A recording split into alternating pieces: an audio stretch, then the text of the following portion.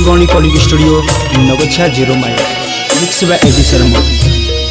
खास सुनल छी सिंगर अमिका शर्मा के आवाज में। बारा रे जतन से हम कजली के पटैलिए नेहवा के पटैलिए से हो बानसी ललकै रे मना से हो बानसी दलकै मॉडल बना आय हो भैया से हो बानसी ललकै रे मना आय हो भैया।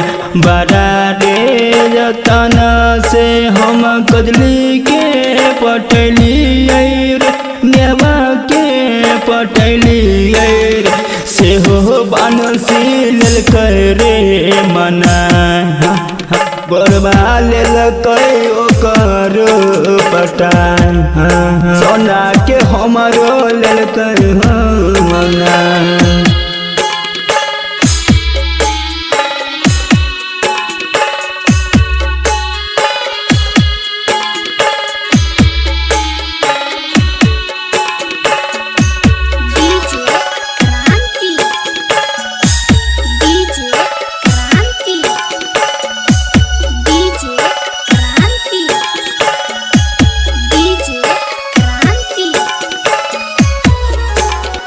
आय हो भैया दामी दामी लहंगा चोली किन के दिलिए हो नया नया दिलिए हो गोरबा लेलकै सोना के मनाय गोरबा लेलकै ओकर पटाय सोना के हमरो लेलकै मनाय।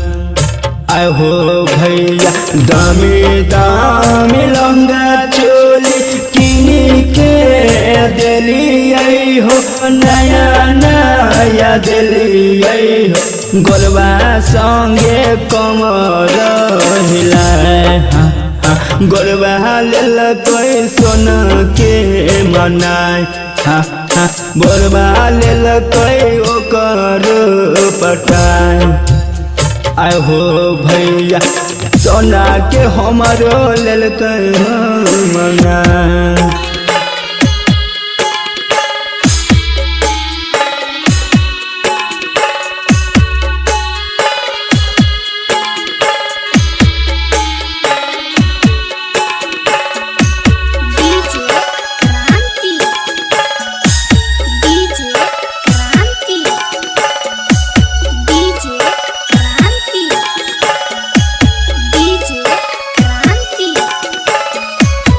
आहो भैया बेकार भेल प्यार कर भरले दिल के विपतिया कटे नहीं रतिया दिल कहने हवा नगरी हंसा से हो बनसी ललकै हो पटाय बनसी दिलकै मॉडल बना।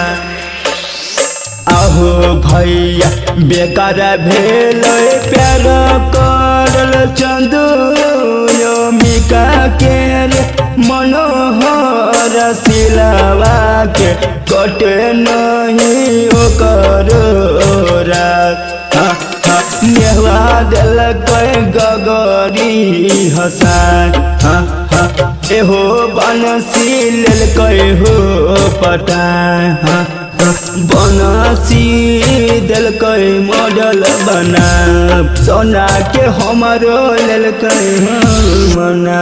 शिवानी कॉलिंग स्टूडियो नाughichiya 0 माइल मिक्स बाय AD शर्मा।